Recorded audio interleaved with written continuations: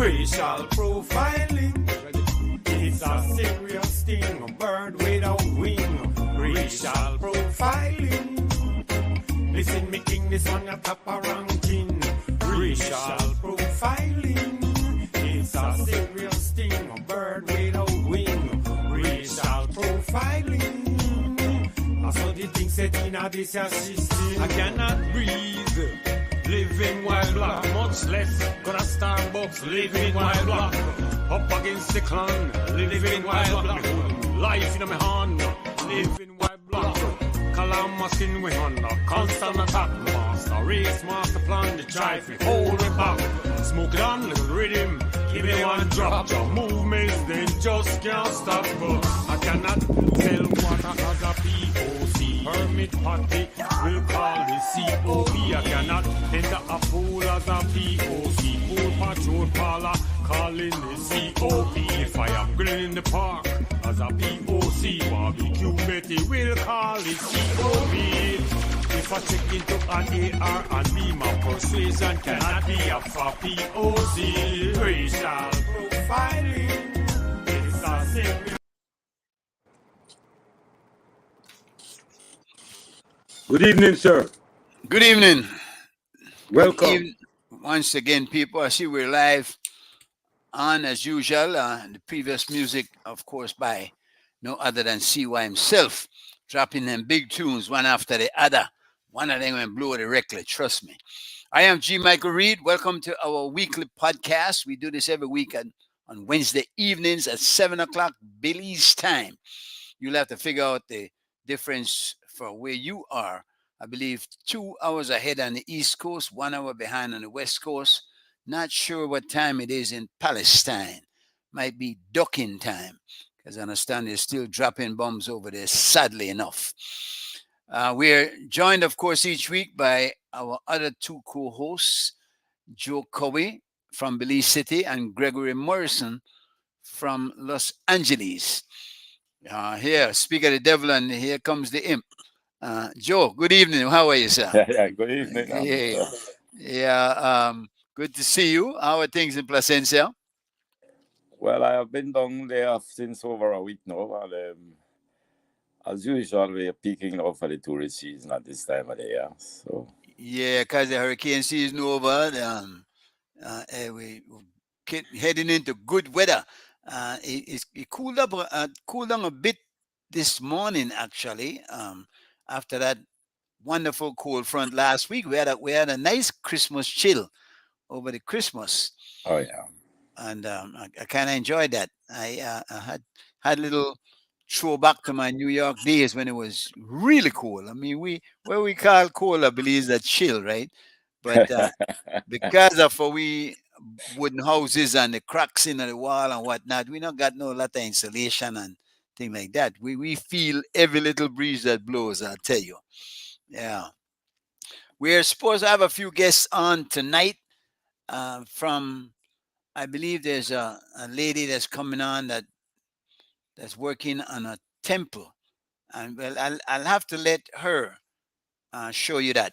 From our side here, good evening, Deidre. Welcome to our podcast. I hope you'll stay with us throughout the evening and jump in. There's Lisa Castaneda. It's 5 p.m. on the West Coast. So that's 2 hours behind us. I always thought it was just 1, but I guess when they fall back and we don't go anywhere, it goes to 2 behind, indeed. And then New York goes to 1 ahead as opposed to 2 ahead. I think that's the way it is. All right, here's a wonderful fresh face for us. Hi, Susan Omega. Night. Susan Omega, it is? Yes. Hi, Miss Omega. Welcome to the show. I understand you have a number of projects that you're working on that we can talk about tonight. Yeah.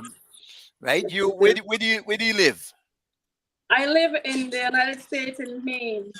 In Maine, Florida. No, Maine up northeast. So Maine is not Florida. Maine is a different state from Florida, correct? Right. Maine is above Massachusetts. I see. All right. Yeah. I'm confused with that. I'm not familiar with that area of the United States. Very cold. It's cold up there too? Yes, we had a storm last night and we had hurricane-like wind. Wow. No snow though. Yes, we had snow. Yeah. Snow too. Wow. Yeah. Okay. Interesting. Well, stay warm. Thank Uh, you. mm, there was somebody else that was supposed to be coming on with you also, I believe. Yes, we have 3 more individuals coming out. We're just waiting for them to join.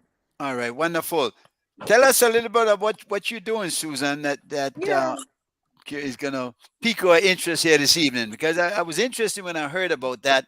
So what is it, a temple you're building, or Oh yes, the project Lila's development project is going to be based in Sarah, and also it's newly we just broke ground to make the measurement of the diameter, and it hasn't really been public as yet, but I'm working on that. For a living, what I do here in the United States is I have a small indigenous business named Lila's Cultural Treasures. And that's where I sell indigenous craft, the bitters, sea moss, and turmeric that is sourced from Belize. now it's called Leela, as in Leela Vernon? Is Yes, that it? Lila Vernon was my mother-in-law. Oh, okay. Yes, So and this is the Leela's Cultural Treasures. We see it put up on the screen there. yes. And you, what are the items that you sell? You I heard? sell the Belizean Maya jewelry, the bangles, the Garifuna bitters, sea moss, turmeric, some of the clothing, whatever I can source from the indigenous community, both Garifuna and Mayan communities is what I carry here in the U.S. And these herbs, of course, have medicinal qualities to them, Yes. right? Yeah. Yes. Certainly, we know the sea moss. Here's one of your friends coming on here. Hi, Frida. Betty Gouillon, good evening. It's a good news. All right. How is that again? Let say that again one more time for us. Betty Gouillon, Biti Guya, which means good evening. well, a good evening to you too. Biti Guyu to you too. Betty Gouillon, received what? Received. Okay, wonderful. Boy, you have your pencil hand right, Joe, because you're going to get some lessons here tonight, and some of these wonderful greetings. Frida, we were talking to Susan about the Leela. What's the full name? Leela Cultural treasures. Cultural Treasures. All right. Are you involved in that too, I believe, Frida? So I am the president and founder of the Garifuna International Indigenous Film Festival. Okay. Making films? I am a producer, both producing music, documentary projects, but primarily focusing on the film festival, which focuses on the preservation of indigenous cultures. That includes the Garifuna and the Mayan. Mayan. Garifuna and all of our indigenous brothers and sisters. As you may know, if you don't mind me getting into it, is that Garifuna is a marriage of cultures. And so being Garifuna doesn't stand alone as being of West Africans who intermarried with Arawak and Carib Indians of the Amazon basin. Right. From St. Vincent. Well, St. Vincent and the Grenadines is our heart and soul. Mm-hmm. And so there's going to be a lot that we share about the journey, our intimate journey with Yurume, mm-hmm. which is the name given to the land by our ancestors. And so the essence of what Yurume means is what it is that you're looking at. Had my ancestors not survived the perilous experience that was casted upon them, upon us, because I am a living descendant, mm-hmm. our ancestors continue to live.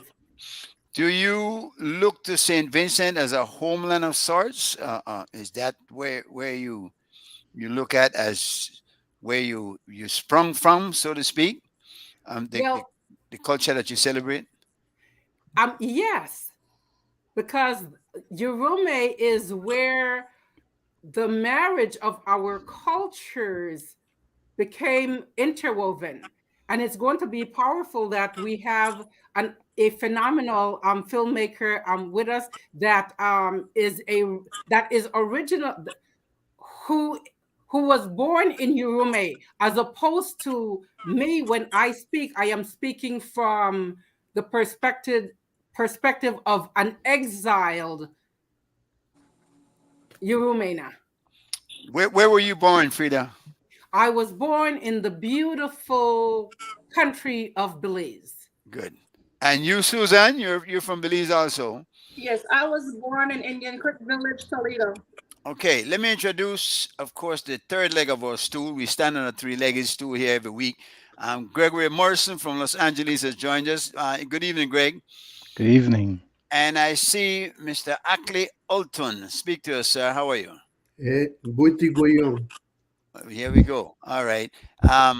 Now you'll excuse me for not being familiar with some of these greetings. I always look forward to learning them, but as soon as I learn them, I forget them. I have to be honest with you, so I have to keep writing. No, Ackley. Yeah. Where and you hail from Belize also, Ulton? No. I am from St. Vincent and the Grenadines. Interesting. What was previously called Yurume. I'm a descendant of indigenous people who survived the exile from St. Vincent. I'm descended from West Africans, and I'm descended from British Europeans. Right, the whole mixture of everything put together there, which is what the Vincentian is primarily, you know. Yeah, which is most of what the Caribbean is. There we go. Indeed. Now tell me, when the British took the Garinagu from St. Vincent, there were some left them. They didn't take all of them. Is that what happened? Well, first you have to understand what the British did. So right now, if you go to St. Vincent, the largest parish of St. Vincent is called Charlotte. And so is the fort that was created by the British, you know, in I can't remember when, like the early 18th century. And that part of St. Vincent, it's all flat lands coming in from the coast. It's flat lands up to the base of the volcano. And those lands were the lands that were ideal to plant things and to ship them out. And that is the land that what from my point of view in St. Vincent, what we call the Kalinago Garifuna nation lived on, right? Mm-hmm. So what the British did was come through, and they saw a mixed race people, pretty much like how it must be today, and they separated them based on color. And they said the darker colored ones are Black Caribs, and the lighter color ones are Yellow Caribs. And that is the story that was sort of like perpetuated. But what they did was implement racism into a culture that didn't exist with that kind of sense of being, you know. So in a kind of a way, half of the population of the then Garifuna Kalinago nation was still there because they were considered to be Yellow Caribs. And some of the more melanated ones had to survive in a sort of maroon context, you know, in societies in the forest, sort of, you know, outside main St. Vincent. Reminds me of an old saying that I used to hear when we were growing up: if you're white, you're all right. If you're black, stay in the back.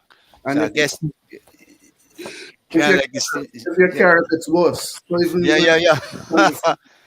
Yeah. But and you know what? We'd like to think that in 2024 we have moved past all of that, but I don't know that all of us have, and to every degree. There's still a lot of racism and prejudices and terrible things going on in the background in some homes where even we're not aware of it, and every now and again it shows its ugly face, and we can just stand back and you know be aghast. So tell us more about the project that you guys are working on. Is there a movie coming out at some point?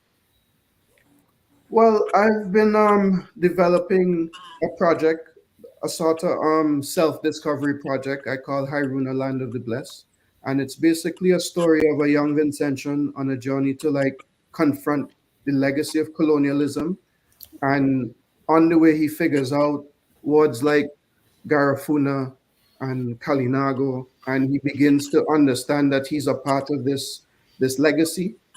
And he tries to follow it all the way to Central America, which is where I guess the other half of his story has survived and emerged in a different way.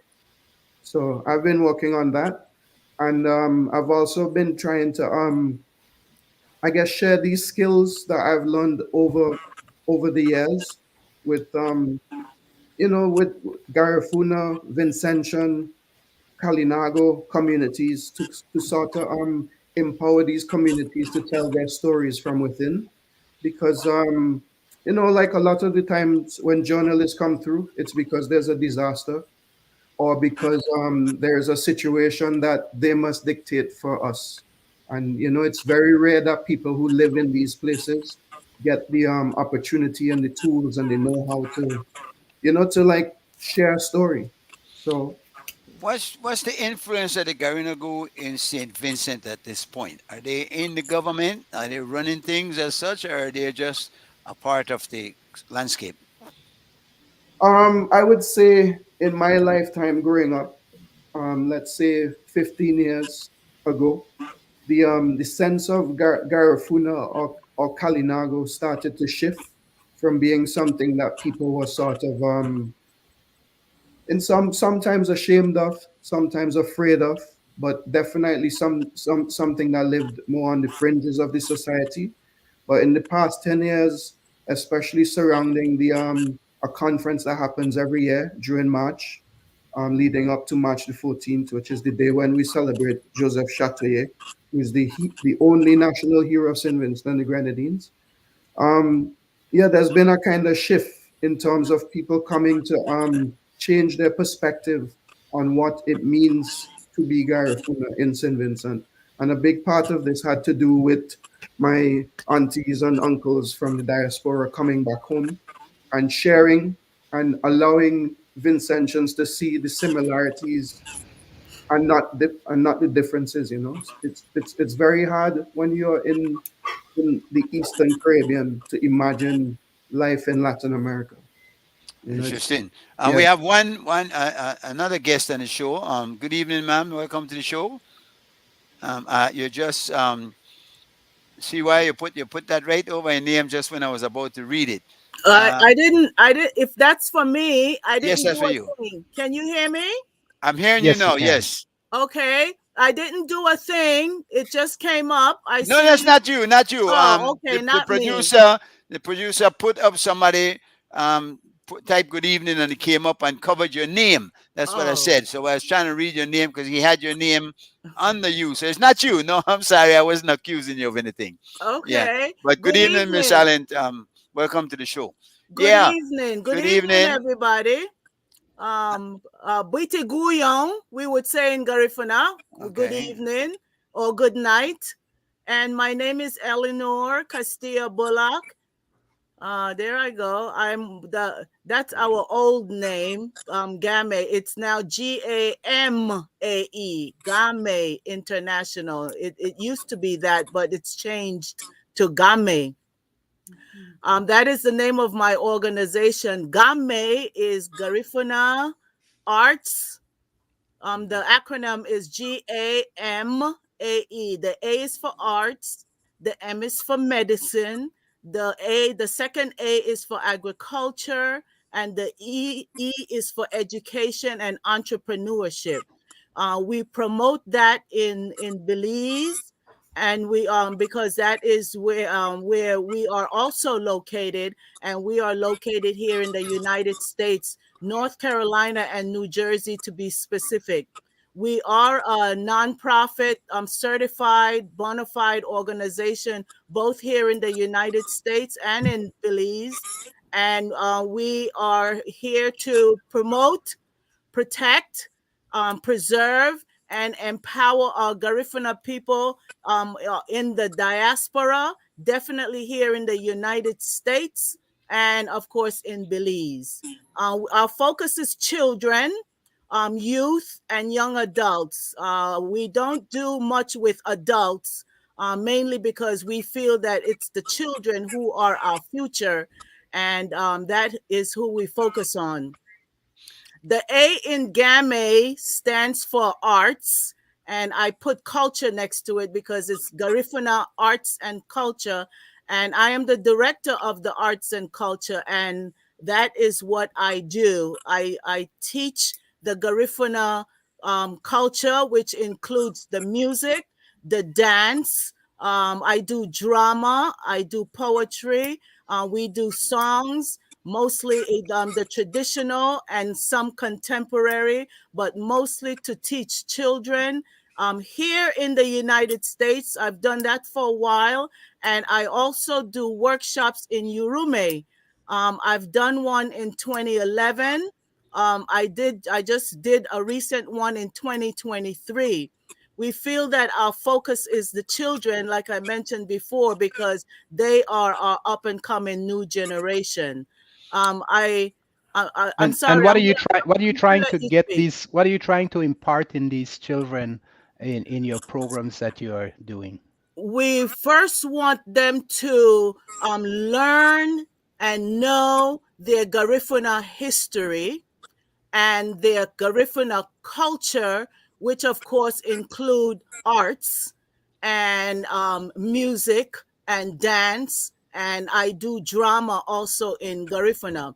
We want them to not only learn that, we want them to one day, even if it's one student that we reach, to pass it on or to hold on to it or not to forget. We want, our goal is to try to empower them to know their history and one day be able to also continue after we have gone from this earth to preserve Garifuna and for the world to continue to know about Garifuna. You didn't mention language. Are you Yes. also focusing Language. on that? Yes, absolutely. I am one of the pioneers who push our language to our youth and children. We do that through the type of performing arts that we do. We teach them the language through music, through our songs, through drama, and also we have classes online to teach the Garifuna language.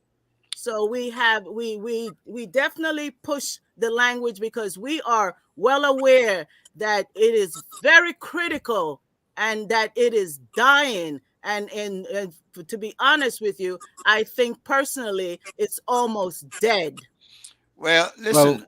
Yeah. Sorry, Greg. Listen, because we've heard comments against the Mayans trying to get their land rights, and we want to get a bit to that later. But how do you respond to somebody who suggests that maybe the Garinagu were along the same path in trying to distance themselves? How do you reconcile that with citizenship of Belize? Reconcile what is that to get to the level where the Mayans are? Well, no, you're focused on the culture of Garifuna and Garinagu as opposed to the culture of the Belizeanness of it all. That's what I mean. Is there, can you reconcile the two? I think I can, but I have to be bold and blunt that the Garinagu in Belize, Central America, are looked upon as the lowest of the classes of people. Not in anymore, Belize. though. Not anymore. Yeah. The commissioner of police is a Garinagu. I beg to differ. If you go into our neighborhoods, you will see for yourself our advancement. I'm not saying that there are not advancement, but it's not as much as we are seen and accounted for and helped with the government of Belize like they are like other cultures. Because I believe if we have had organizations, and I have to say the National Garifuna Council, for example, they have been around for over probably almost even 50 years. They've been definitely around for 40 years. And yet still, we seem to be still on the same level.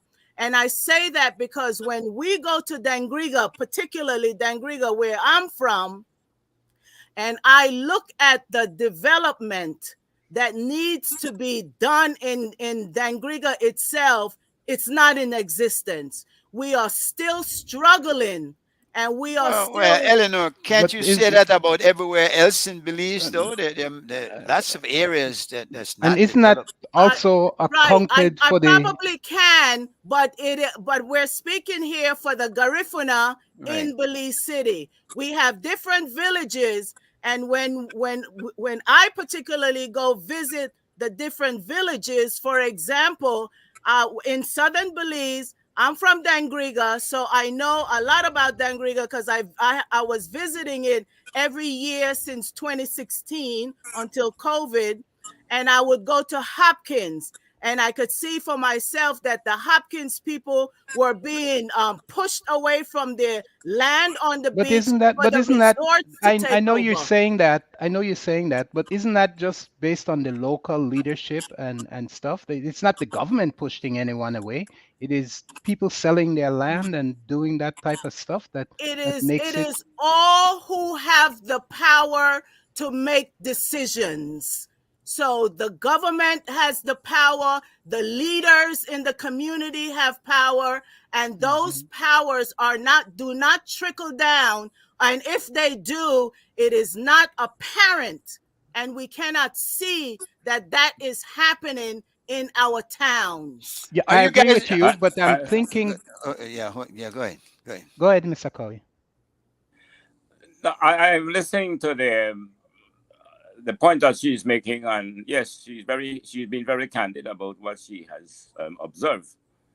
But I'd just like to make a comment here when it comes to culture. And yes, the diversity of culture can be an asset to a country. But I somewhat believe we must try to extend the culture a bit beyond just the food and the songs and the dress.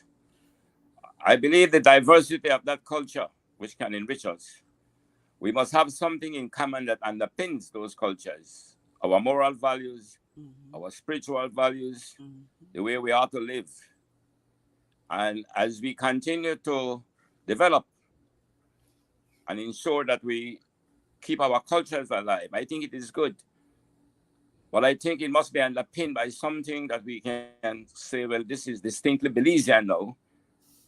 And I think it has to do with our moral and spiritual values and the way we are to live. That's an observation I would like to make. Yeah.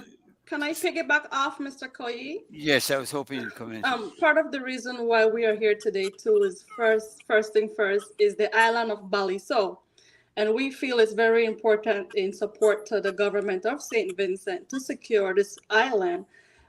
Because this is literally starting from the bottom and making our way to Honduras, Belize, Guatemala, and Nicaragua. And when it comes to the spirituality, it's also being able to give these people land borders, proper land borders, right? To say, this is where the border for Barranco is. This is the border for where Georgetown is. And be able to implement this. The basic for the spirituality is to implement a functional Garifuna temple in each Garifuna community. The baseline stuff, land and a Garifuna temple, is literally where we would start to mold these people into speaking up for themselves and instill something in them that would say, I am proud to be Garifuna, I am proud to be from Belize, I'm proud to be from St. Vincent. So we are here because we feel that a major part of our culture and history has been neglected, and that starts with securing Baliso as a heritage site. Mhm. Are you And guys all a part of Baliso is one in. organization? Are all of you a part of this one organization, or do you have different terms of reference as such? So it No, is. So go it ahead. is that each of us have. It may be our individual businesses as well as our foundations, but nonetheless, for us, it's urgent that we support having a common voice Mhm. that says that I am in solidarity with the movement that the Prime Minister Ralph Gonsalves has taken to secure Baliso. Baliso is the essence and heart and soul of what it means to be Garifuna, giving us a place where we can go to mourn, to mourn. To mourn or to The celebrate? bones of our ancestors are on the island of Baliso. And for those of us who are living survivors and descendants of the experience commissioned by the British, exiling our ancestors from the mainland to a desolate island, leaving them there, leaving us there to die. To die. I sense a religious I am aspect to this, coming. though. Is there a religious aspect to this? I mean, To be Garifuna? well, To be Garifuna means no. We know what to be Garifuna. I mean that you're talking about you're having an island, and Susan was talking about a temple, Mhm. and you're going there to mourn. It just seems to cast a kind of religious aura on the whole to more. thing. So let me repeat myself. That our ancestors were taken to the island of Baliso, that being one of the largest holocausts that took place in the Caribbean. Mhm. So when we hear the Jews reminding us the urgency of remembering what occurred on Bali in Germany. In Germany during the Holocaust. Mhm. We can relate. There is nothing wrong with us standing up to honor our voices, our essence, as we experience. We are living survivors of that experience. It has nothing to do with spirituality. It has nothing to do with religion. It has simply to do with standing up to be able to defend what is right. G Mike, I'm sorry, Frida, thank you. I do have to say though, G Mike, because Garifuna, we are very, very spiritual people, and we put our spiritualness into a lot of the things that we do and sometimes even say. And I say that because, for example, we hold our spirituality at a certain level because, like the Africans that we are very spiritual, and we follow our spirituality through our ceremonies, through honoring our ancestors. So there is spiritual elements in what we say, in some of our actions, when it relates to how we feel and what we want to do in our effort to continue to account for what belongs to us, such as Baliso. So When my Susan, sisters here, Susan, what? I'll give you a minute. I'm sorry. Okay. When my sisters here talk about Balisao and Yurume, that touches all of our hearts and our souls, because we know the history of our ancestors and what they went through in the Yurume to Balisao to then Central America. And it may appear as if we're spiritually talking about it religiously or spiritually. No, maybe not, but it's because we are spiritual people, and when we discuss our history, we always feel connected to that Let tragic me ask a loaded history. question, because Sir, it is very important that we be addressed with respect.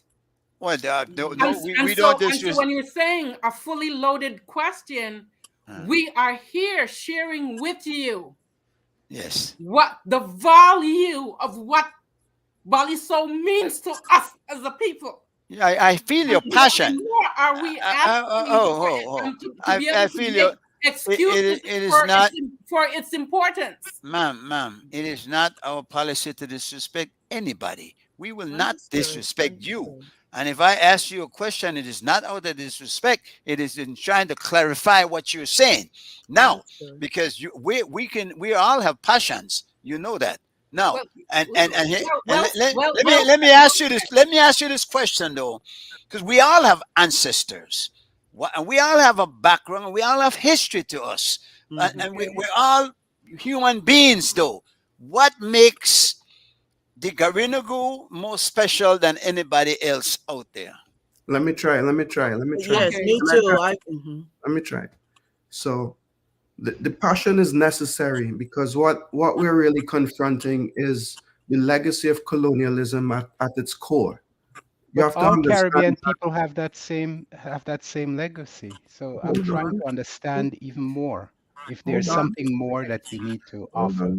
Okay, we could go there. So St. Vincent and the Grenadines, Yurume, is the site, it's the battleground where the last clutches of freedom fought, right, to escape colonialism. This is what that story represents in a global context. It's the last, like what they call it, wounded knee, and like in the US when they did the same thing to the indigenous people. Like this is that in the Westerns, like when they're really like pulverizing the last remnants, the last little bits and pieces of this very important, what they would call old world culture that existed in this region and that thrived and had its own cosmovision and its own way of living with nature and its own way of dealing with things, its own way of communicating, its own kinds of drums that were different from African drums. And all of that met its end in St. Vincent. And what happened? I'm getting an echo here. I'm getting an echo. What is going on? CY? Do you guys hear it? Are you hearing this echo? Yes, we can hear the echo. Yeah, if you're not speaking, silence your mic. Okay. Thank you. I don't know if that's not do it. Everybody's silent. Joe, are you there? Yeah. Silence Joe, your say mic. something, Joe. Are you hearing me? You're the only one I'm hearing without an echo. Greg, put your mic back on. I'm here. Hello? Mine is good. I think I'm okay now. No, I still get an echo. You see, it's distracting from the whole conversation. Anyway, guys, CY, something's happening here. Hello? CY? I have a fan on. Maybe I should take that off. A ceiling fan. I know the fan is going to stick. Yeah. Mute your mic for a minute, Joe. Mute your mic. Oh, I got you. Yeah, the technology was eluding me just so. I got you. Mute your mic for a minute, Joe. Go down where you see the mic where it says mute. You see, I'm on a device here that I'm not too familiar with. I'm not getting any echo from you, but from everybody else. Go down and look for the mute button. That's what I'm looking for, but I don't see it on this device that I'm using. My laptop isn't working. Move the cursor down to the very edge and see if it helps. What are you on, Joe? Hello? All right, there it is. It's gone. Okay, Suzanne, bring your mic on back, please. Yeah, let him talk. Let that Joe guy talk. Yes, All I'm right. here. I can hear you now. All right, Gregory. Now, see, that's what it was. There's something he did. I'm here. Yeah, the guy Joe. Yeah. See, it's gone now. The echo is gone. Yeah. All right. True. Who else is there? Hello. Are you hearing it again or? Hello. Yes. Every time you come on, every time you come on, we can hear you. Just wait a while. Let's wait a while.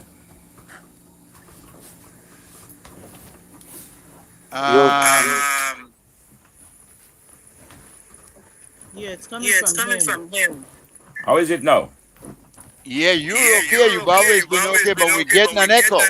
There's something about that contraption you're using that's giving us an echo. I think he has two mics open. You have two mics, probably. No, I only have one mic. Okay. And that's the one on the phone I'm using. Right, but you are causing the echo. Let me come back. Let me go out and come back in. Yeah, Okay, that'd be good. Where's Ackley? Actually got pre-engaged and something else there. Ackley? All right. Now, Ackley, Frida's gone too. Frida's No, Frida's muted. there. She's just on Yeah, out of the video.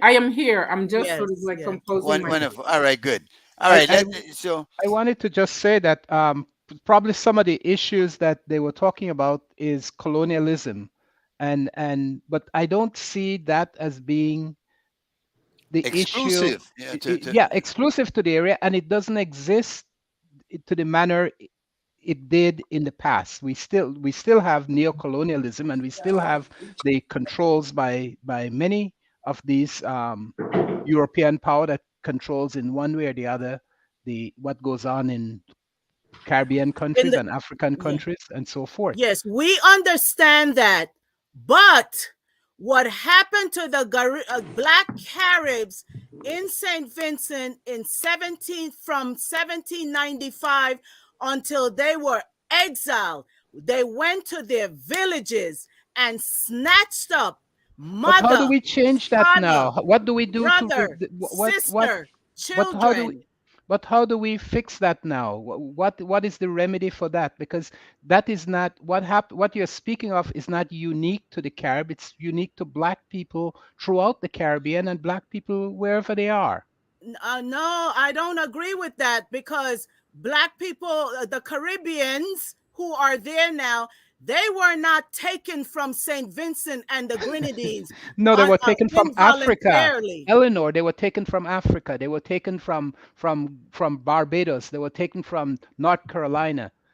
That's where they were taken from. And in after the exile happened, life in St. Vincent was not peach and cream and cherries, and it was slavery, and it was. You think slavery was peach and cream? No, I'm saying it to say that life was not like roses for the people who were left there in St. Vincent, and who were taken from there as well. No, everybody endured their own extremes of Ackley, who do we blame and how do we fix it?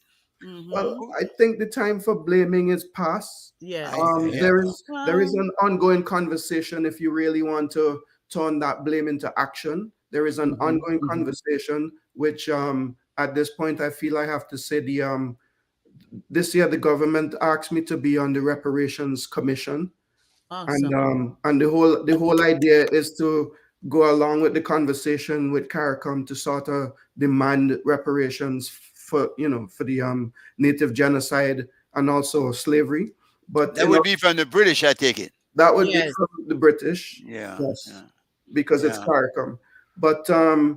But then that whole conversation, if we really want to have it, then the real conversation has to be had with the Garifuna diaspora and the Garifuna community, because the people who are exiled and the survivors and the descendants of those survivors represent the strongest voice that could possibly demand for something like that.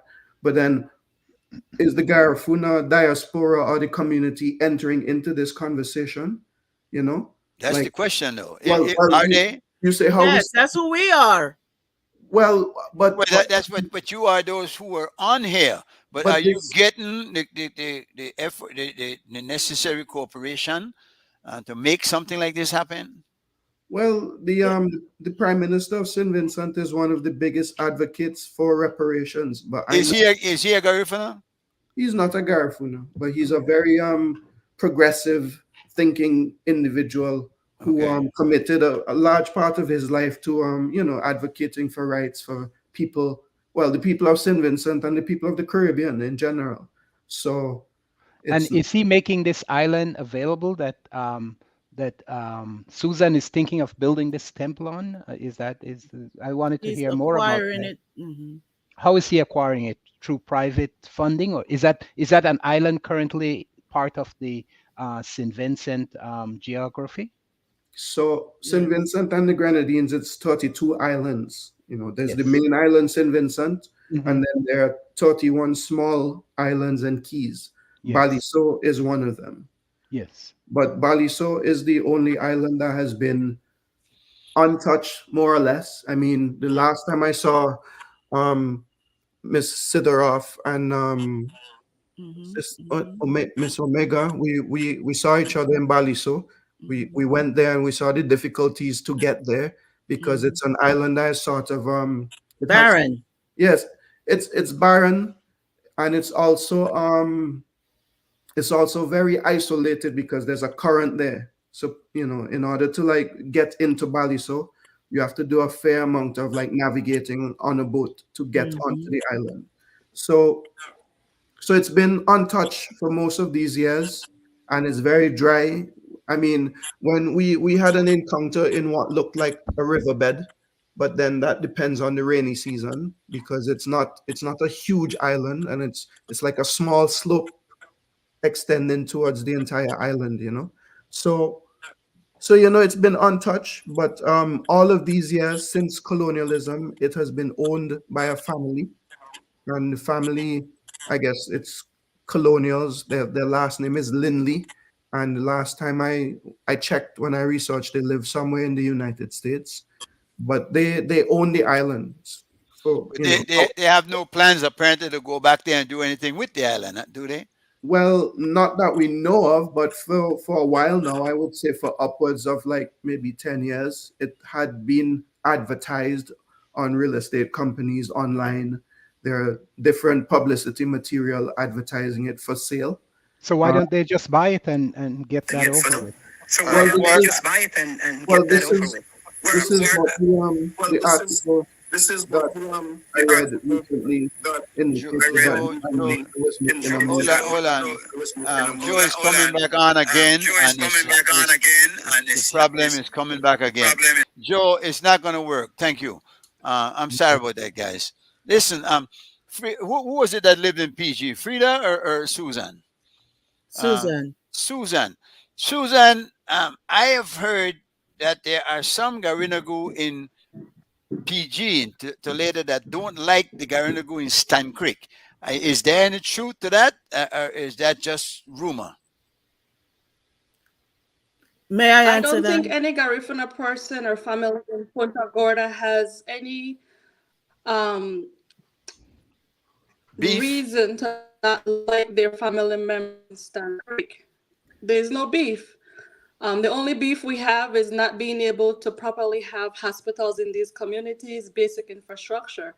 I'm from Punta Gorda, and if I meet anyone from Stan Creek, they are definitely related to me. And so there's no beef. Yeah, For May I add, example, please? real quick. For example, if I have say I'm a pregnant woman in Punta Gorda town, and I need to be able to go have a baby, I'm not even able to deliver a baby in Punta Gorda town. I have to go to Stan Creek, and I'm but pretty not sure because you're a someone of Garifuna. Garifuna did. No, Not I'm because just you're a sharing Garifuna, because the you live culture there, within. right? The culture. No, the culture within, right? So if I end up in Dangriga and I don't have money for a hospital, I can guarantee you that one of my Garifuna sisters will house me while I can get medical attention at the Southern Regional Hospital. So there is no beef. We don't have the power to beef. So that I don't think that's Let me a say true something, thing. please. May I say something, please? You may go Mr. ahead. G. Mike, Yes, ma'am.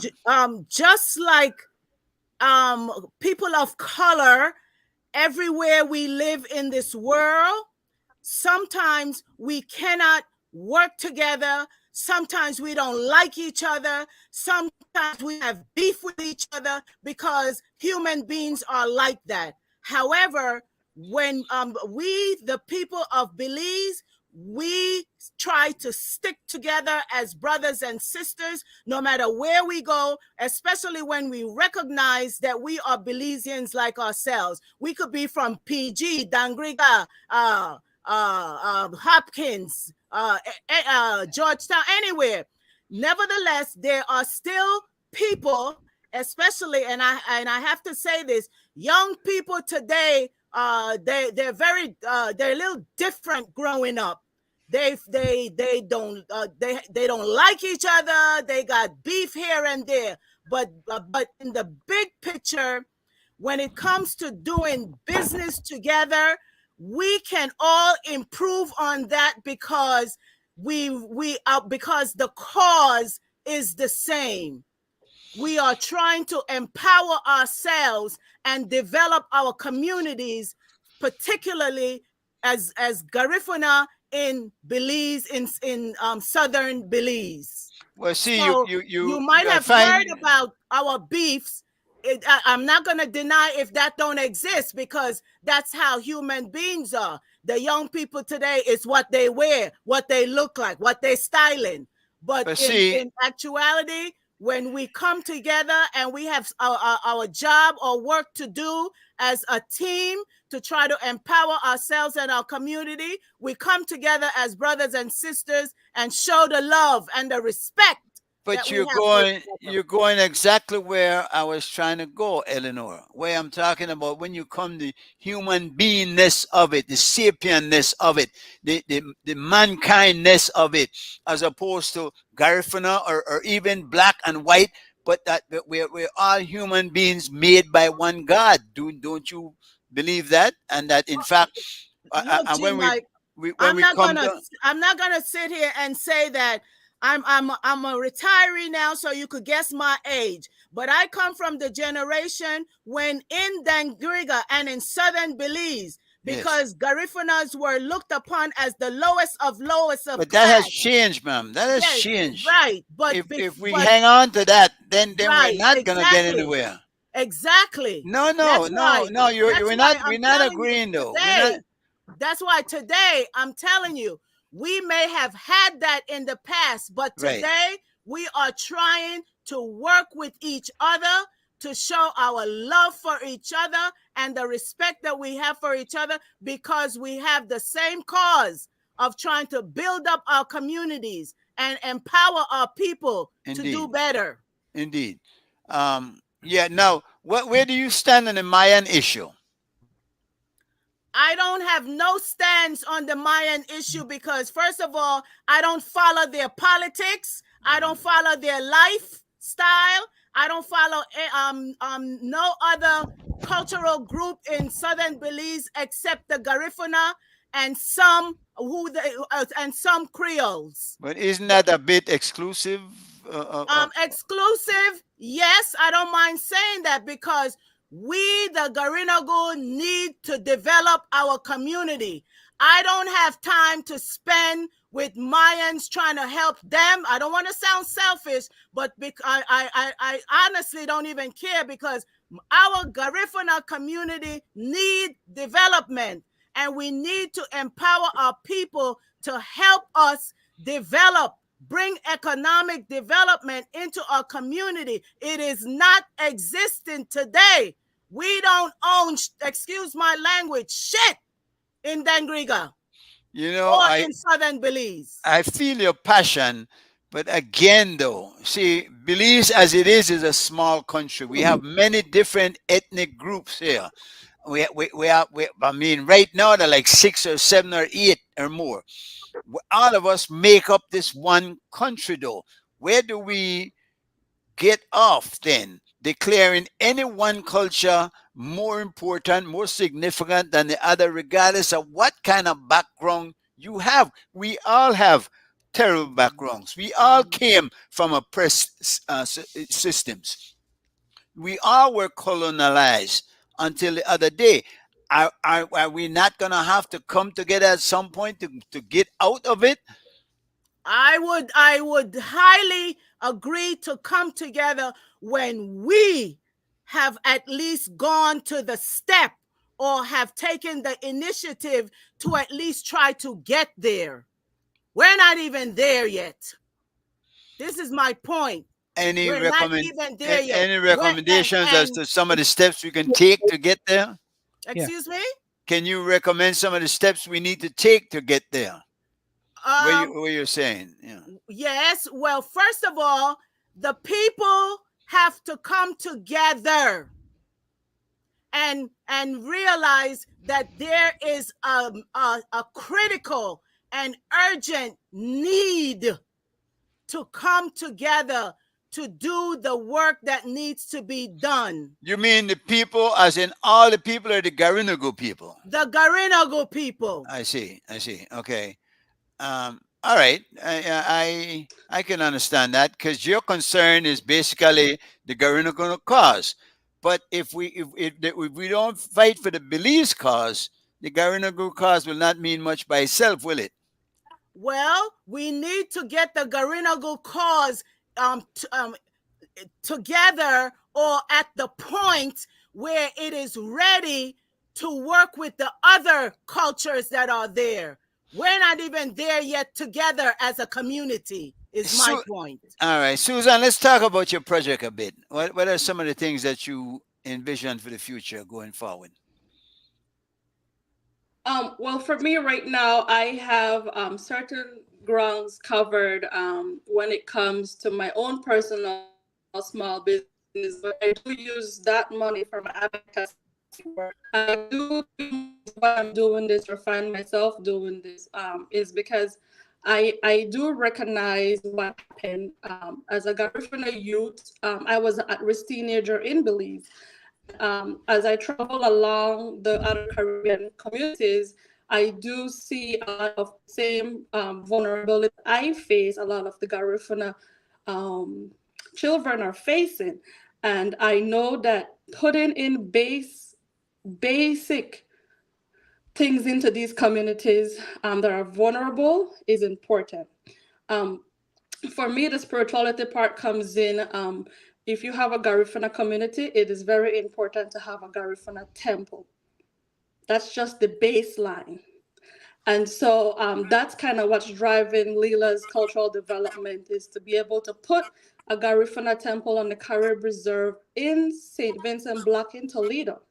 And then later on, be able to help advocate for Garifuna people to be able to have land, inland of Belize, especially Toledo. A lot of these Garifuna communities are on the coast, and when we are looking at climate changes and lifestyle changes, and also going back to roots of fishing, agriculture, well, if the Mayans are claiming all these percentage of land in Toledo, and we are trying to apply for crown land for Garifuna people who live on these coasts to also be able to have something inland, it doesn't, the projection for my children is there might not be no land for them to do that. And the reason why we wanted to start from baseline when it comes to St. Vincent and Baliso is to be able to make amends there. There is where the real story of Garifuna started. And if we don't even have the base of where some of these traumas happen, how are we able to really go into some of these communities and help them with land rights, right? I mean, we can hear and advocate for all Belizean, but we have to be able to advocate for us first and be able to recognize who we are, what we stand for. And yes, they said that racism is not much in Belize, but show us those things. If when we apply from leased land to private property, the government of Belize delays a lot of Garifuna and Creole people with title. It's a delayed process. Far from me to suggest that, well, I don't think racism is rampant. Bigotry is. We do have, there's a lot of bigotry in Belize. Now, Leela it is, sang, and the bigotry, and the bigotry leaks over to the offices when we're seeing these last names for people who are on for private purposes. No, I will have to exit. I don't know where the problem is. no, you are okay now, Joe. That's fixed. Yeah, Where was not mine. Where did Susan go? That's why she's out. Her internet was messing up a bit. No. Yeah. I wanted to ask though, because Leela did broke down, and Leela was Leela Trying to make a Garifuna? point. What- Susan, you mean? No. I mean Leela Vernon, because her foundation is named after Leela, that's Mhm. promoting the Garifuna culture. I think that's her daughter. Correct? Yes. Or is that another separate foundation that you're talking about there? No, I don't that's know her. if it's named. I don't know if it's named after Leela Vernon. Yes, I it know is. She is named said after It is. I that? Leela. think it's her Yes, it is. daughter or her mom. She named it after her daughter or her mom. Yes, that's her. That's her foundation. Yeah. She left. She didn't come back. Right. So the name of Susan's daughter is Leela, All right. Named after Leela Vernon. named after her grandmother with the Mm. same name. Okay. And her grandmother was Leela Vernon. Is that correct? Her grandmother is Leela Vernon, correct? Right. Okay. Here's Susan now. She can handle it herself. Yeah. I'm sorry, I lost power. We had a storm. I saw that. Sorry, but you told us the weather was bad up there. Yeah. Now I was questioning the name of your foundation, Leela, after Leela Vernon and its relationship to the Garinagu culture. But Leela was Creole, right? Leela was broke down. But That's as far as right. I know. That's Yeah, right. okay. The way how I was molded and I was raised, I was born in a Mayan village, for example. But the way how I was raised, especially in the South, is that our blackness as Garifuna, as Creole people, is that we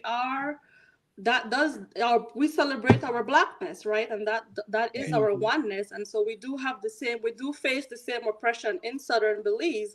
And so that's what everything connects. But the focus for me right now is who I am. I'm a Garifuna woman, and so I'm interested in activism for my Garifuna people. Yeah. And that oppression in Southern Belize was faced from who? Where did that because is this current, or is this during the time of the British? Is this something else? That oppression came from where? I would say because it was once British Honduras. Right. And when it was British Honduras, it was controlled by the British. And so many of us know that when the British control your country, their influence, not only their influence. Here we go again with the echo. Here we go again with the echo. Joe, it's not working, Joe. Joe, it's not working, Joe. Yeah, I think it's something on the in the studio there, but it's all right. Let me. Yeah, I don't want to keep the show off. All right, let me try All right, let again. me try again. Oh, not good. No, he's yeah. Yeah.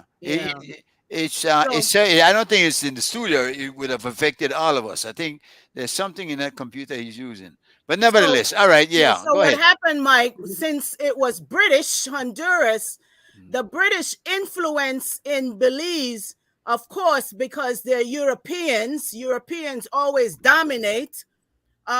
They separate the people. Like that is what they do in the world.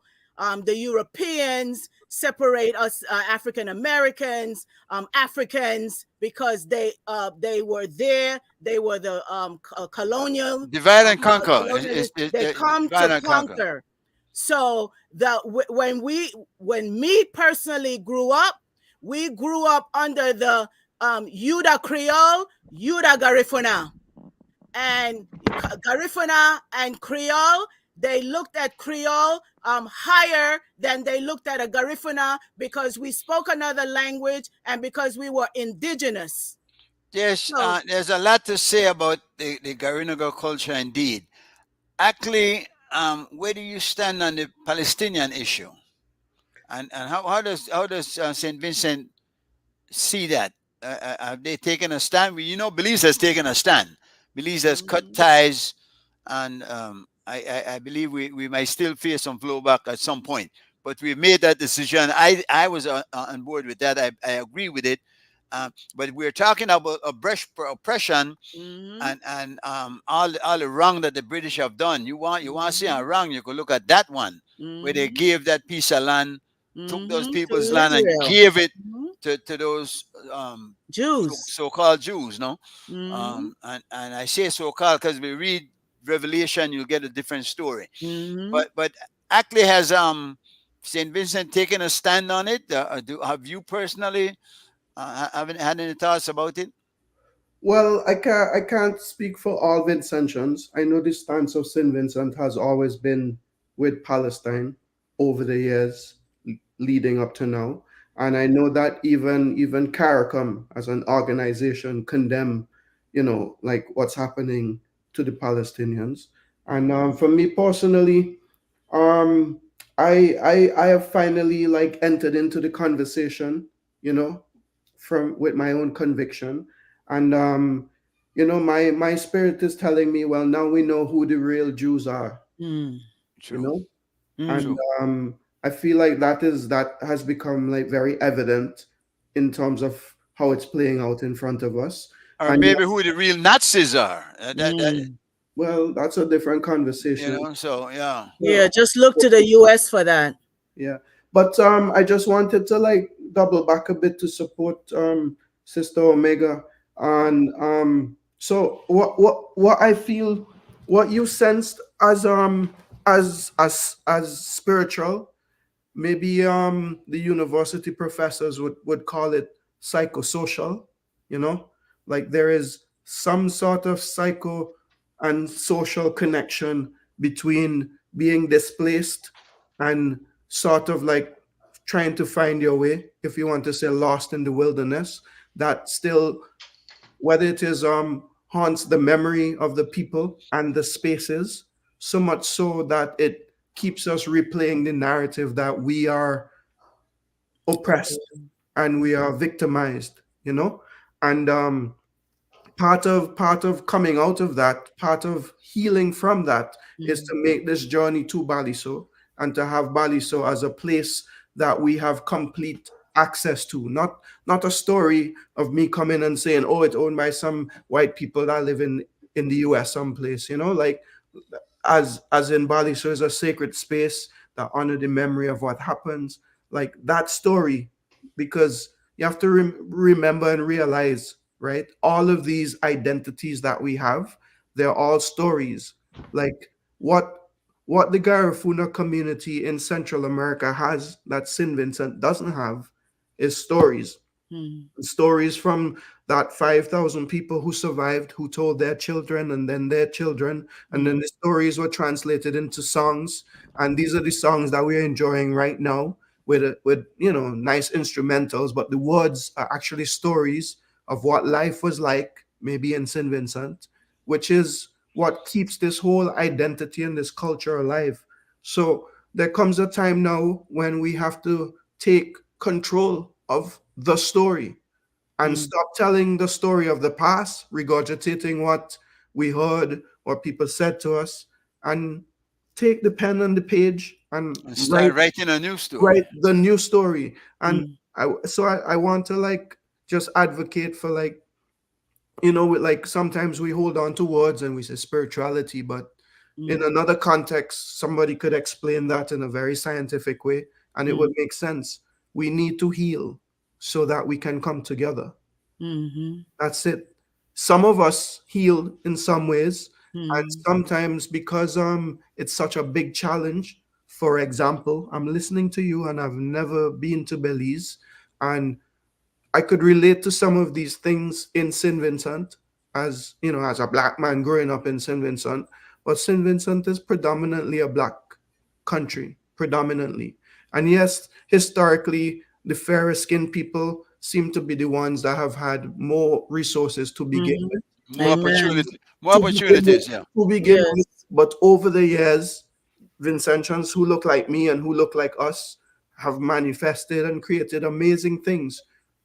Some with minimal resources, very similar to what's in the communities in Central America, and some who had more. But the thing about St. Vincent is that as a country, any Vincentian at any point in time, right, is, let's say, hours or months or years away from manifesting. It's like because the community is so small, right, the reigns of power and the possibilities that could happen are more frequent, if you understand, as opposed to Belize that has maybe 2 times our population, more diverse, and then has this very strong racial divide. Right. The smallness of St. Vincent made people come together because they had to. But in Belize, it's more difficult. And then I wanted to just take the conversation further because in the beginning of December I was in Honduras in a community called Vallecito, and in that community I feel like I saw the dream of what the Garifuna nation might aspire to be, but in a microcosm, in a small community. And, it was very like hard living, very raw in the elements, but what was going on there, and they had the how do you say it, the buyaba, the temple, the buyaba. Yes, it was newly constructed, and they were making the walls still, but the lifestyle in that community, right, is like so the land belonged to one of the narcos, and they reclaimed the land, right? And the story of how they reclaimed the land, they said to me that they marched from the beginning to the beach, playing their drums, and eventually the drug dealer died, and all the people just moved out and left the land. And there were some buildings that were there, and they built more buildings. It wasn't the drums that killed him, was it? I don't know if it was the Probably drums. not. I don't think it was the drums would have woke him up. No, it would have been his conscience. It would have been his karma coming for him, if anything. I'm just I know you're just kidding. But but they're interesting. But if you go to Dangriga, you might find some places just like that. I've been there, and there's communities there where the Garinaga really live together as a close-knit group.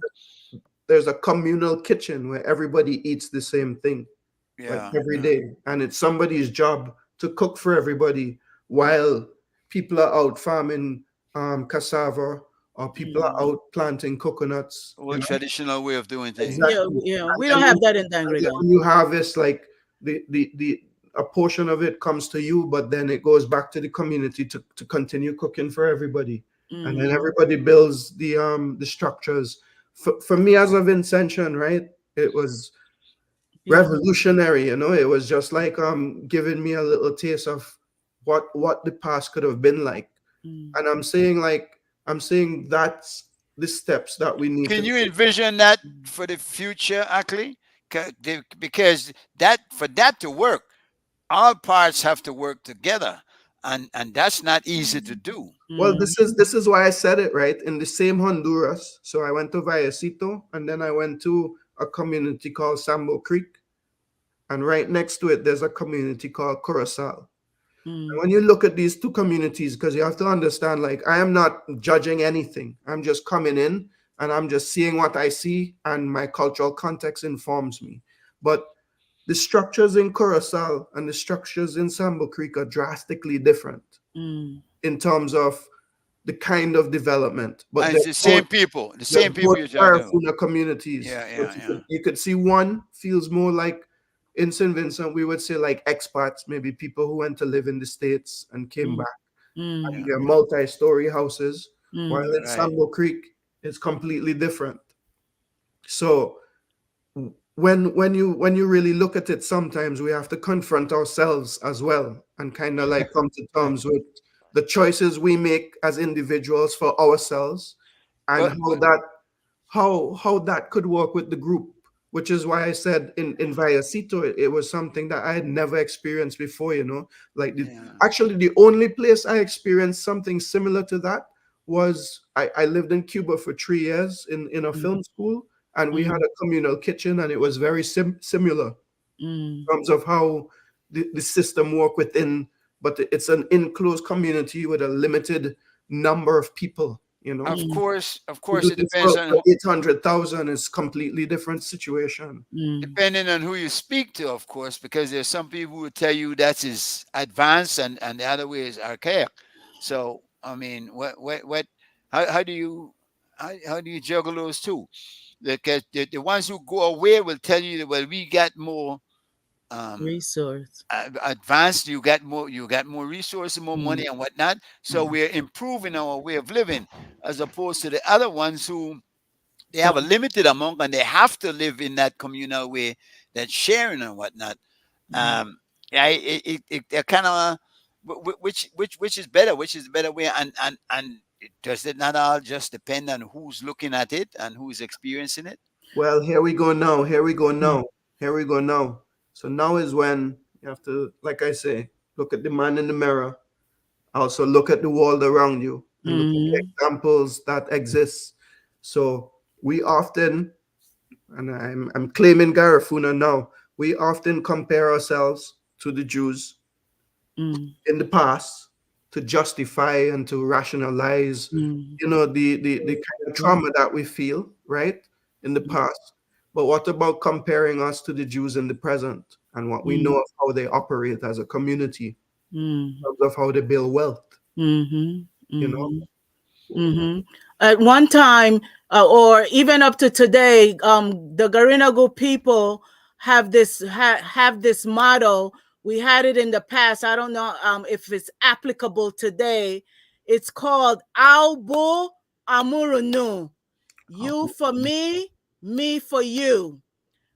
Back in my days, I can contest to see that in our community, which is the type of ideal community that Ackley is talking about, that once existed in Dangriga, Belize.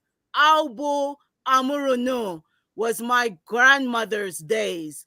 Everything they did on the farm, when they brought it home, they would share, not only with their relatives, but they share it with their neighbors. They share it with people who they know, who is sick, who need it.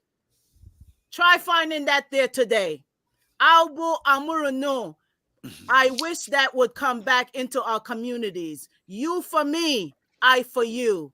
That I really think we have needs lost. to come I back. think we have lost that a lot in our communities. I don't think that exists to the extent it did in those days, and probably it was people in those days did live more communal. We lived more closer to the land. We were more dependent on each other. I think we still are, but we seem to have drifted apart, and so we don't always feel akin to be that generous with whatever we have these days. People are more about what can I get, what can I Yes, have, yes. and so forth. And so it has changed the whole dynamics of how we think. And probably mass media has Oh. something to do with Like with all that everything else.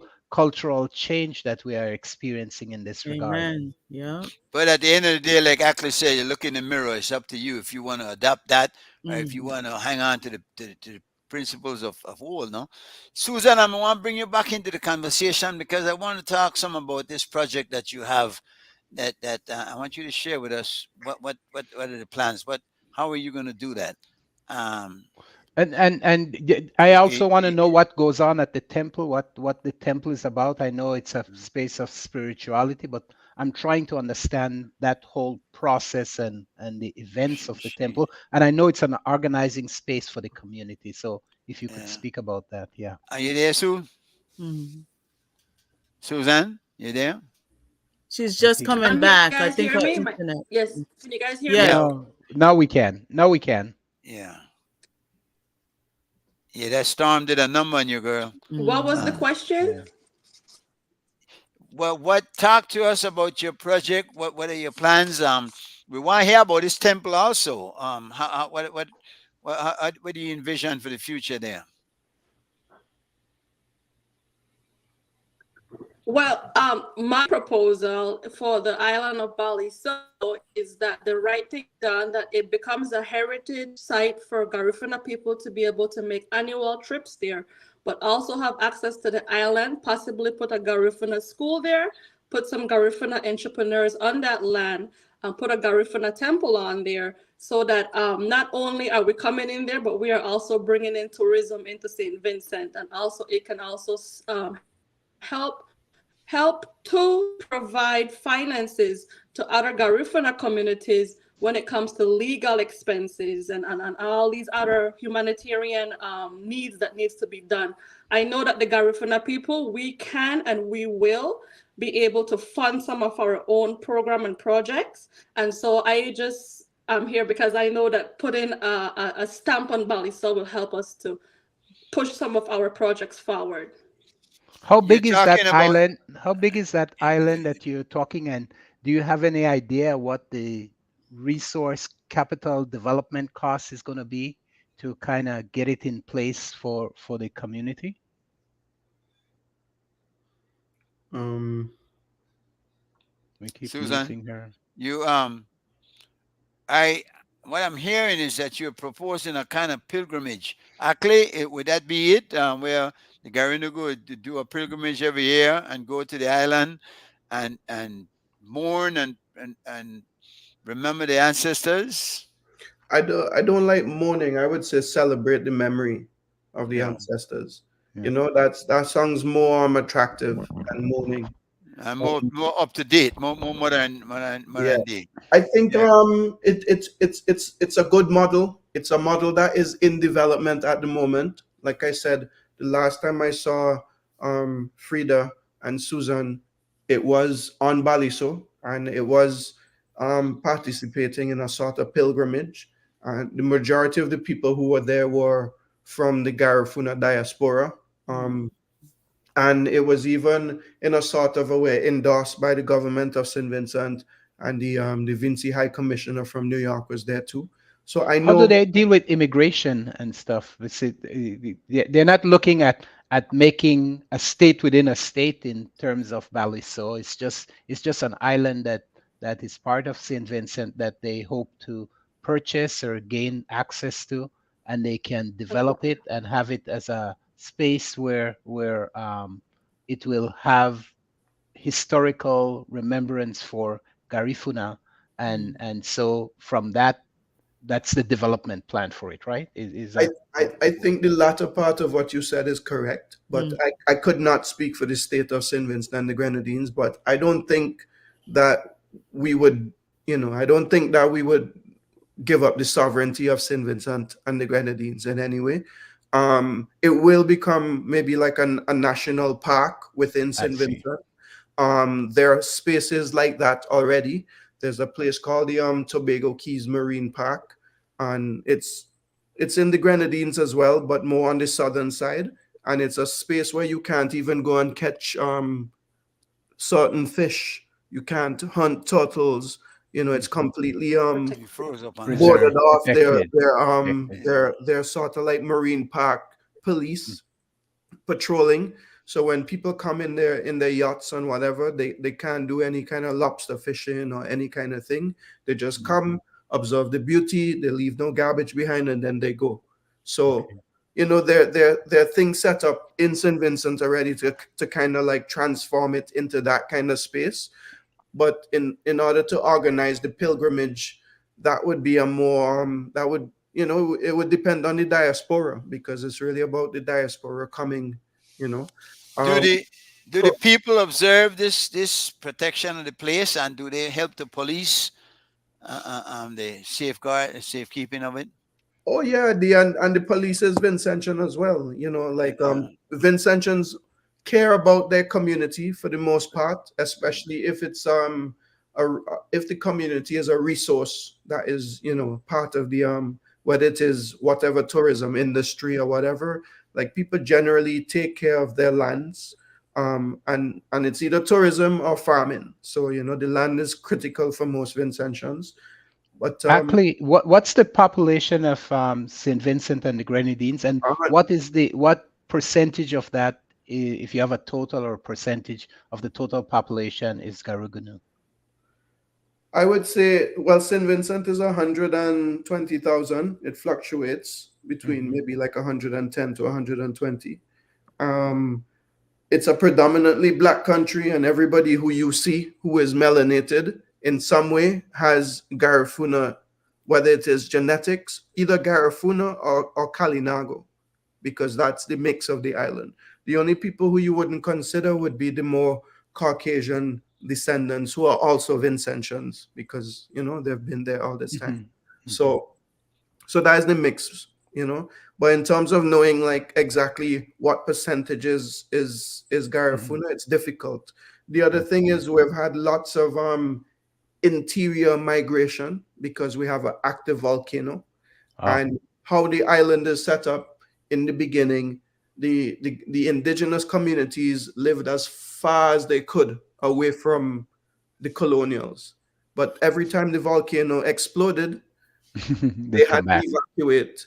So you have a sort of intermixing happening, you know, during the time of sort of hotspot, during the hotspot. Exactly. Interesting. So pretty much every Vincentian in some way has the indigenous, you know, genetics as well. Do St. Vincent's look to their diaspora? Say for instance, the Garinagu who were taken to Honduras and later came across to Belize. Do the St. Vincent's look to them like, well, these are people, come on home? Are they welcomed? I would say so. I would say in the interaction, yes, completely, 100%. And we definitely are very interested in our past, in where we came from, in coming to a better understanding of ourselves. And now that we are kind of like more free and more emancipated in our minds, you know, like we celebrate this memory before a sort of colonial narrative dominated the island and people were like afraid and ashamed of who they were. But now I would say 100%, like we embrace Garifuna, and we look to our cousins in Central America because we understand that there is a part of our identity that is in a sort of time capsule there that we want to have access to. And well, you should come to St. Vincent during the month of March, you know, the first 2 weeks, and you'll definitely experience it, because that's when it happens. You know, it's like everybody who is Garifuna who can manage and find their way will come to St. Vincent, and together all of us will celebrate Chataye. Susan, there was I think there's a temple in Guatemala that some Garigunu people from Belize. Garinago, Gregory. Yes. Okay, Garinago. Yeah. I usually say Garifuna, and then you they can say change that it too. they change it on me, and so I don't always get it correct. But That's okay. That's all right. okay. If you could explain the difference between those two names, the Garifuna and the Garigunu. Garinago are the people. That is who we are. Garinago. Okay. Just like the Kalinago. And what's Garifuna? Yeah, Garinago, the people. And our language is Garifuna. However, we are known today as Garifuna. We are known by our language. So everyone calls us Garifuna, but that is our language. We speak Garifuna, but we are Garinago people. So it's like saying the Englishman and the English, you see, they're English and they're also English. They speak English. So, okay, I got it. That's complex. That's complex because, you know, the Englishman is Saxon, Welsh, Irish, Scottish. But aren't the Garigunu also Garinago, Gregory. Okay, Garifuna, I'm much more familiar with that. That's Thank fine. you. Okay. By the end of this program, you had better learn it too. No, but go ahead. No, seriously. We listen. I think in Belize we've grown up. There was a time when it was big division. Don't you think, Eleanor, that the Garinagu have elevated themselves now to be on a level playing field with everybody else, that they're no longer considering, because I imagine they were beaten down and beaten into it by the British and the slave master into thinking, well, that you're less than anybody else. But don't you think now there's been a growing up as such of the Garinagu? There's a lot of improvements in our communities, G. Mike, but not to the level where I believe we should be today. We should not just be celebrating our arrival from Rotan, Honduras, to just dance, sing, smoke, get drunk. We should be teaching our younger people our history and many other type of projects to continue to empower our community. It just should not be just that. And what I was going to say after what Ackley was saying, I find it, because I've traveled and had our workshops teaching the language to our children in St. Vincent, aka Urume. We found out a lot of the fact that the language was completely taken away in St. Vincent. Not only did they not teach it in the schools to the children, when these children, and we had children from the age of 6 to about 22 in our workshops. When they would come to our workshop, they never even know nothing about the Black Carib history of their home, of their land, of where Garifuna started. Our own children in Urume, unfortunately, apparently we heard the story that when the Black Caribs were exiled, they told the people, the other Black Caribs who remained, if we hear you speak your language, we are going to shoot you on the spot. Don't ever speak that language again. So it was lost. But that's typical for even Creole. I'm sorry. But what's sad is, let me make the point, is when they went to school, these younger people, they did not teach the history. They teach everybody else's history, especially since they were British, but the Garifuna history or the Black Carib history.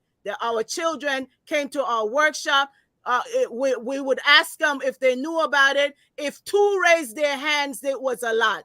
All of them, they didn't even know.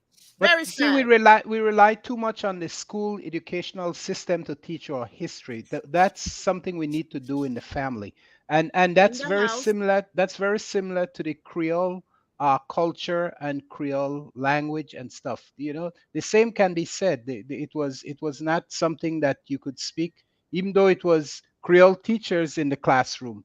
They didn't want you to speak Creole in the class. So it is something just symptomatic of the system we were all raised on as formerly enslaved people. Understood. But when a language such as the Garifuna language is an oral language, you're absolutely correct. It belongs in the home. But when a race of people, it was taken from them and told to stop speaking it, there's no way that they could keep it in the home, because after generation of generation, the language is lost and then nobody's speaking it anymore. So that means they can't teach it at home, much less tell their history in the schools. It's also complex, because it also has to do with like value systems, like what is considered valuable within any particular space. So speaking it in the homes, yes, I think that's the way how it could have happened. But then you would have had a sort of like duality, which exists in St. Vincent right now. Like this English that I'm talking to you right now, this is my educated English, But if I'm talking to my mother or one of my brothers, I would speak like a Creole English, which is, which is like a more relaxed version of it. So in a kind of a way, that legacy exists in a kind of a way in the Creole part of the Vincentian experience, right? But the added element now is when it came to social mobility, right? Let's say you wanted to come out of an impoverished situation through education, which was the mandate of the time when I was growing up, and maybe it's still the mandate today. So what you saw or what you found happening is that the more British you seem, the more cosmopolitan you seem, the more you digested this information and regurgitated it, the further ahead, or the more it seemed like you had a chance to get a job in a bank, to be able to take full command of the English language. And after a while, that developed a sort of like opposition to anything that was Creole or anything that could be Carib. Yeah. And the said Carib also developed that complex where you sort of like had a sort of like hatred of self, or shame of this part of your culture. So then you don't practice it. And when you have children and you have managed to afford some comforts in your life, then you're going to give that child that comfort. And you're not necessarily going to take the child to the village or teach the child the things that are colloquial. So it's complex when you really think about it. It's not just like a straightforward. Yeah, and that's why I'm saying we cannot just rely on the educational system to support it. It needs to be a family. It needs to be ingrained, in our very essence that this is what we want to do. Because we're drifting away from languages, and as we get into more and more social media, we'll see that a lot of indigenous languages are going to just fall on the wayside because kids are not speaking many of those languages. They're normalizing on English the question has to be asked though, is not the bottom line communication, you understanding what I'm saying and I understand what you're saying, isn't that what really the objective is, for us to be able to that doesn't promote culture, that promotes someone else's culture. But does while it does not promote it, does it destroy it? It probably does. It probably does. Well, we get back to what you were saying. It's in the home. If they keep it alive in the home. That's what I'm saying. It has to be in the home. But what I'm saying, we are moving away for all the reasons that Oakley mentioned. People are ashamed of it. People are inconvenient by it. All those reasons make it less likely. But if someone desire to have their offspring, their children continue with the language, that needs to be the space where it's developed. I think we have moved away from the place where the state is condemning it, the use of it. We probably need to move to a point where they help promote it to some degree in classrooms and stuff, if we want to encourage it and continue it in some fashion. But in general, languages and indigenous language are falling on the wayside. The state doesn't need to do any more. They've done all the damage already. They've destroyed it. They can now step aside and just watch it. And it's unfortunate. It is really unfortunate. Well, it Well, depends. if you do things in schools and encourage little groups and stuff, I don't see it as necessarily as a curriculum, but if there are ways to promote it within the school system that people could do it, then that's the way of promoting it. Well, we are definitely working on that for Urume, because my organization and the program that I have out there to teach the younger generation, we are hoping that we can reach at least one child so that we can hear children speak their language, maybe not fluently, but at least to hear them speak Garifuna again in St. Vincent, even if it's where they're in their villages where they were put up in Fancy, Owia, Sandy Bay, mostly there above the dry river, they would call. Even if we hear children trying to Great. speak their language. Eleanor, Yes, what's the reception like from the parents and from children themselves? Are you getting we good did reception? workshop, our 2023 workshop. The parents brought their children to our workshop. I have to say we had a lot of children, and a lot of parents are very supportive, and a lot of teachers are beginning to get very supportive above the dry river in St. Vincent. And we love that, and we encourage that. As a matter of fact, some of the teachers from Fancy and Sandy Bay, they are in our online Garifuna language teach courses. They're there trying to learn more of the language so that they can bring it into their classrooms for these children. So it is happening, maybe slow, but it is happening, and we could see that it's happening. And we are hoping and praying for more. That's why I love that I hear this thing this week for the first time, that Ralph Gonsalves, the Prime Minister of Urume, is looking to acquire and purchase Balisao.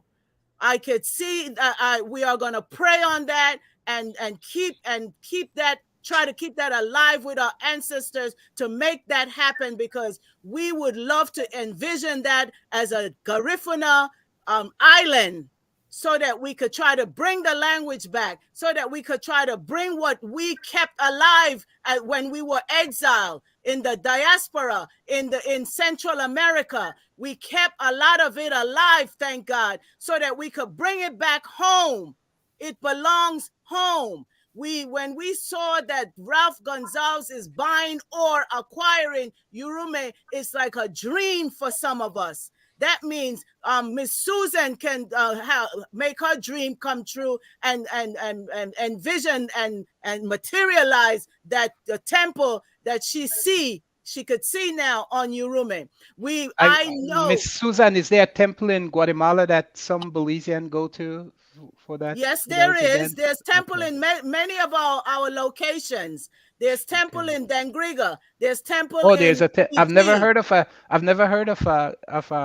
temple in Dangriga. Yeah. Oh, there's temple in Dangriga. The Buyaba is in almost all of our locales: Honduras, Nicaragua, Guatemala, Belize. And we want one in Urume because one belongs in Urume. And our language, I'm hoping that Balisao, I pray to God that I'll be alive so I could bring a group of children there to learn their language on that Balisao when we make it a Garifuna island. I'm praying for that. Well, actually, we hope you'll visit Belize soon. Yeah, me too. You obviously have a lot to offer also.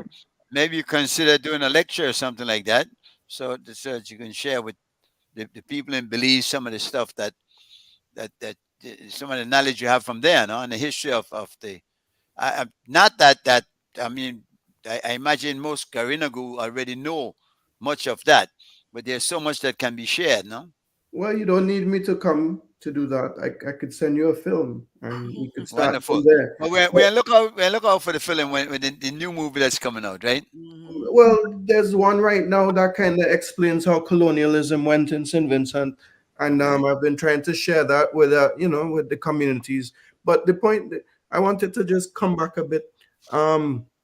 So when you talk about teaching it in the homes, like I am not a parent as yet, but an observation that I have made is these things, this. Mhm, Mhm. And The phone, you will the apps. you will take this thing and you will give it to the child and put a video on YouTube for it to be quiet, and it will watch cartoons and all kind of things in Mhm. English and whatever, and that's great because the child learns, Mhm. but the child is not learning its culture because its culture is not in the phone, In the app. Yeah. because Yeah. it's not available for them, because there are no Garifuna cartoons to explain the story to them at that young age.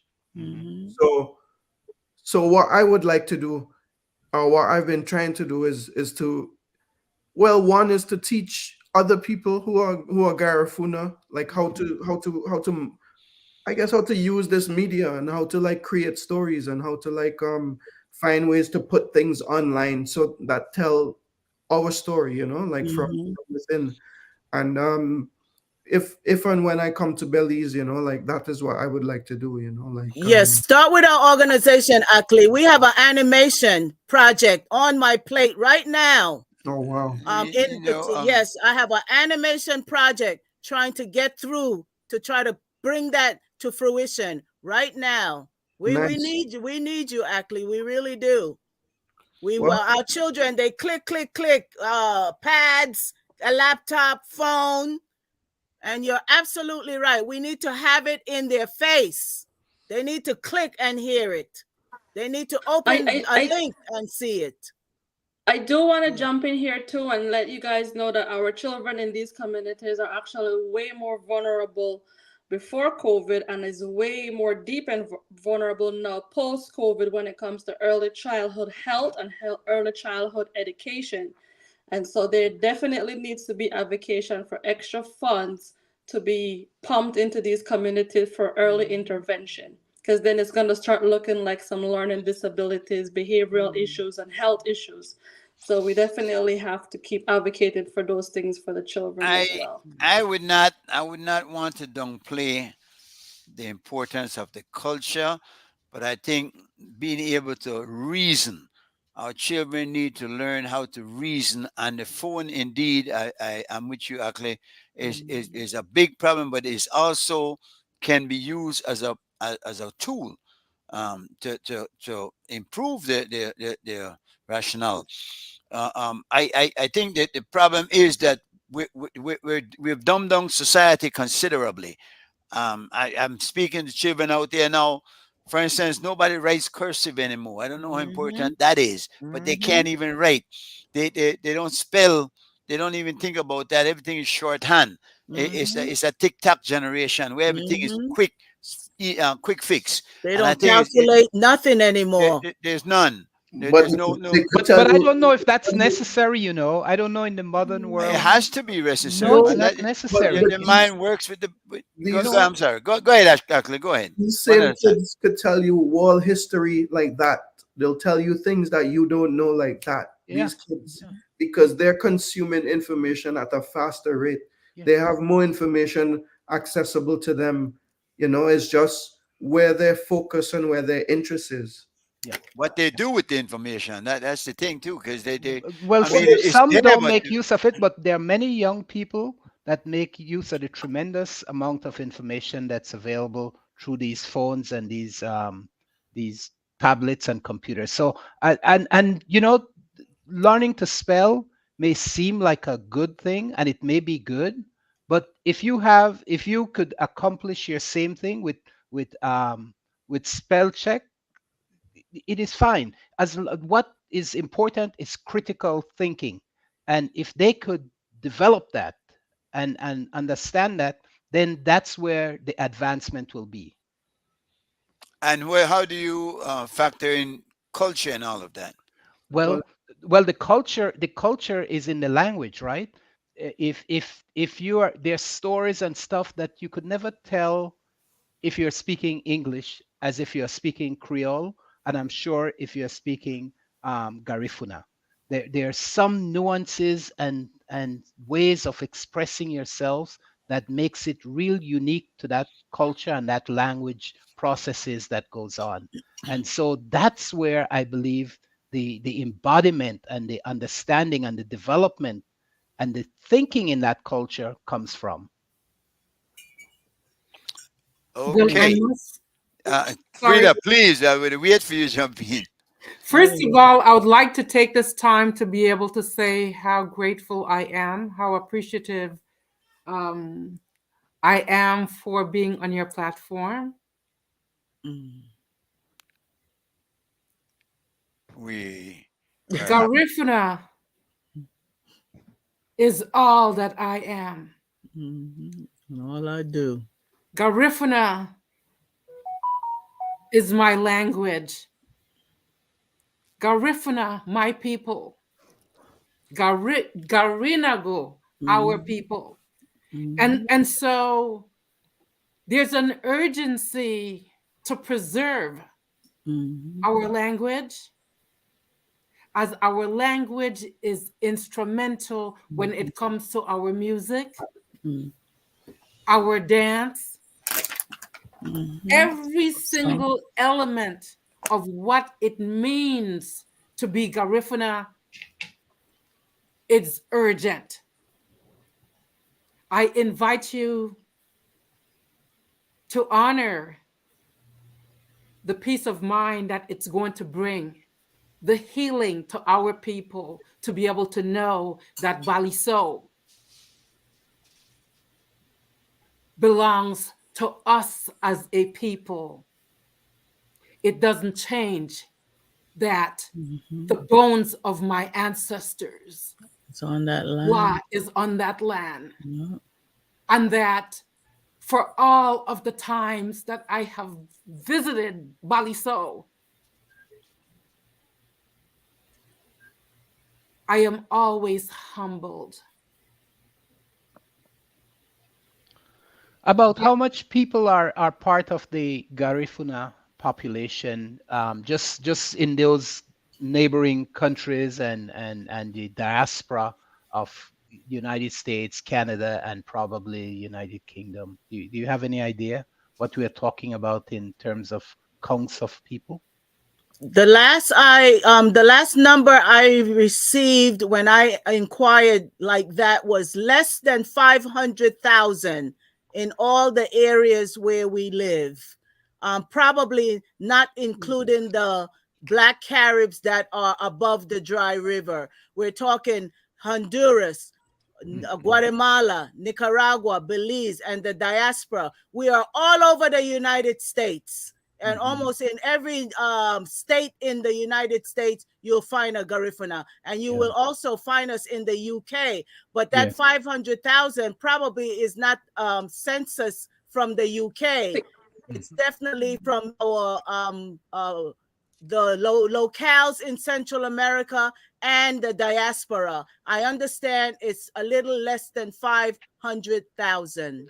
Let me ask you another question. The people that speak the language, do they speak a very common language that it could be understood as you go from one area and one country, Nicaragua, Honduras, Belize, Guatemala?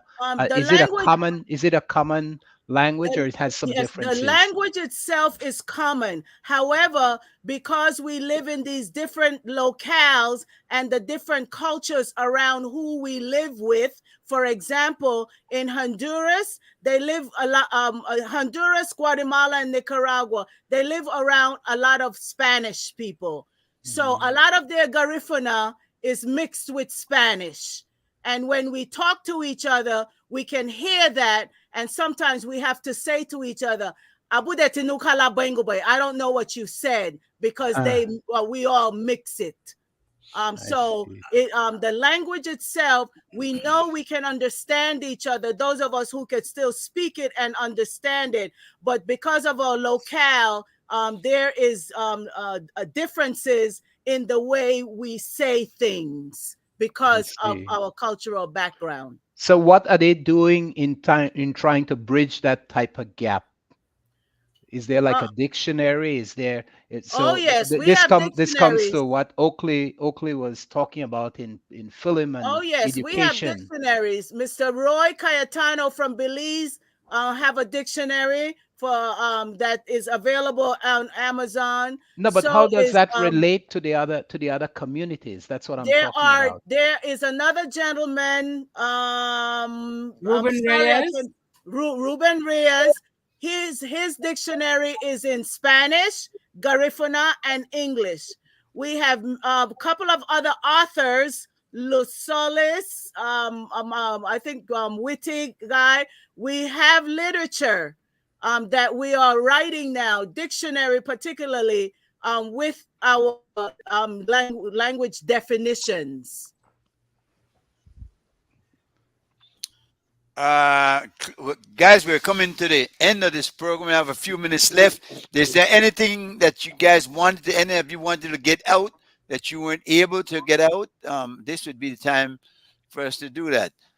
Anything coming up that we need to know about? Any plan that you want to expose? Well, I definitely want Ackley and I to get connected because I would like to complete my animation project.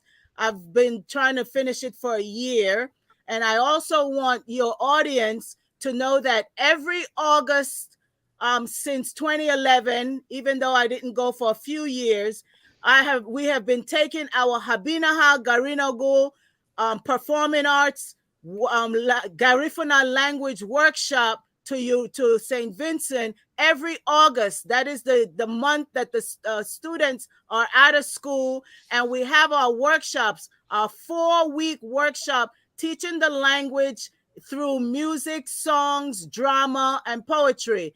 Habinaha Garinagu in Urume every August. I'm always looking for support. I would like your audience to know if they to wish to get my phone number. I'm sure G Mike, you have that. You could supply that to them and they could reach me directly. I would love support and help with that. And get into our website, GAMAE, GAMAE, international.org. Please, GAMAE international.org. That is our organization. We are trying to empower our people of Belize to save our language, to empower ourselves and become business people and grow our community, develop our community, because we need it. It's past the time that we need to need help in trying to get our communities developed and our people, especially our young people. They go to these colleges in Dangriga. We have a college already. They go there. When they get out, they have nowhere to use what they learned in these colleges. There's no jobs in Dangriga. There's no jobs for them in Belize because they give it to the other cultures before Well, they give it to about Garifuna. jobs, we need to learn to create our own jobs and not rely.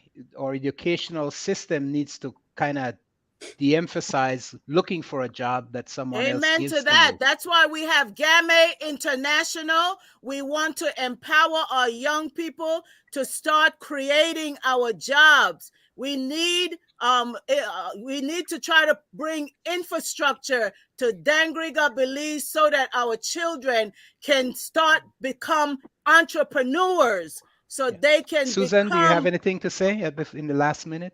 Yes, I'm sorry. Yes, I do. For example, I'm self-employed. A lot of Garifuna women has been self-employed, and for the products that I sell, these products were sourced in Punta Gorda. For example, some of the ingredients in the Garifuna bitters, I have to go into some of these Mayan communities to source these ingredients. And so that's the reason why I'm always talking about land, in supportive of land, in addition to be able to support legal aid when it comes to the interests of land of Garifuna people. So what I'm getting at is that Garifuna people also have an interest in communal land use because of the practice of collecting these resources Yes, that we you use are. for We your are very medicinal vulnerable. purposes. We are at risk. For example, I sell turmeric here in the States that's grown in Punta Gorda, and I would like to expand my turmeric grow. I sell sea moss. I would like to have access to the marine so I can harvest sea moss and dry sea moss. So, some of our livelihood is at risk. I'll pass it on to Ms. Frida for the last minute. Yes. So as the director of the Garifuna International Indigenous Film Festival, I would like to share that we're currently accepting submissions, and we are excited. We are excited because with us is having Ackley Olton with us, who have screened several of his films with us. It is such an honor. We are currently in our 12th year, and I could not have imagined being in this space of celebrating the 12th year of the film festival. We are also a 501c3, Garifuna, GARIF as in Frank UNA, filmfestival.com. Submit your films, and we're excited and looking forward to seeing you in the month of November. Ackley, you have 30 seconds. I guess I would just like to celebrate everybody's journey and everybody's contribution to keeping these stories alive, and just invite your audiences to go and find out more about Garifuna if you don't know, and just keep on telling more people about it so that the stories could go further and wider. Thank you guys for joining us this evening. Thank all of you.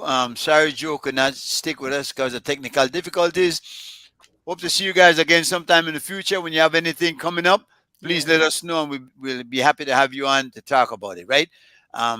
For Joe and Gregory and CY, of course, thank you very much. Have a pleasant evening. God bless. CY, we're out of here. Thank you, G Mike. Thank you, everybody. Not only destination, but the journey.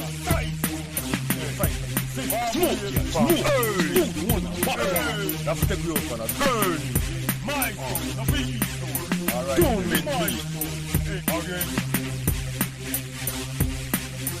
Well, my beard was numbered on dark when the ship from Africa disembarked. I jump overboard, swam with the shark, then dog them bite much worse than them bark. My beard was numbered on dark when the ship from Africa disembarked. I jump overboard, swam with the shark, then dog them bite much worse than them bark. They tried to commit me to slavery, use me as human machinery.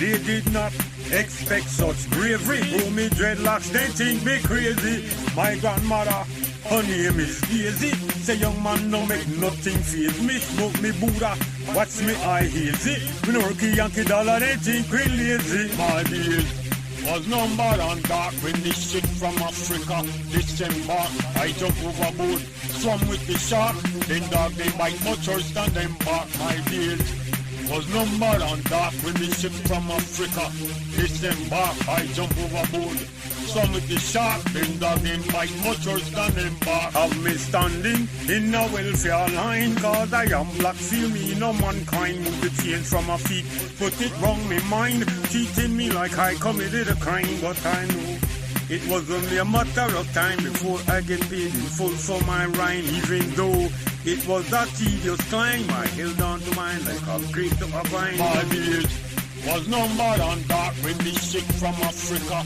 disembarked. I jump overboard, swam with the shark, then dog they bite much worse than them bark. My beard was numbered on dark when the ship from Africa disembarked. I jump overboard, swam with the shark, then dog them bite much worse than them bark.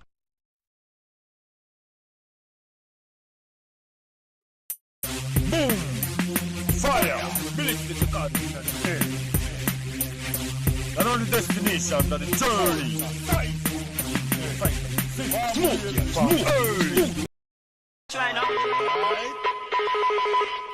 Yo, DJ. Are you done mixing yet? Your DJ has only just begun. The DJ accepts no responsibility for the next record. This is a request.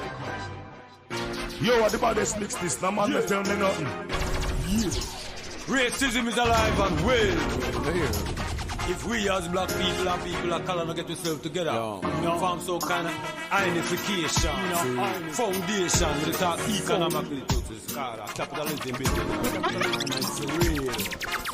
Listen to me, Lord. Racial profiling. It's a serious thing. A bird without wing. Racial profiling. Listen, me king, this on your top of ranking. Racial profiling. It's a serious thing. A bird without wing. Racial profiling. I saw the thing set in a this system. I cannot breathe. Living while black, much less gonna Starbucks. Living while black, up against the clan. Living while black, life in my hand. Living while black, Calamus in we hand. Constant attack, master race, master plan. The drive me, hold me back.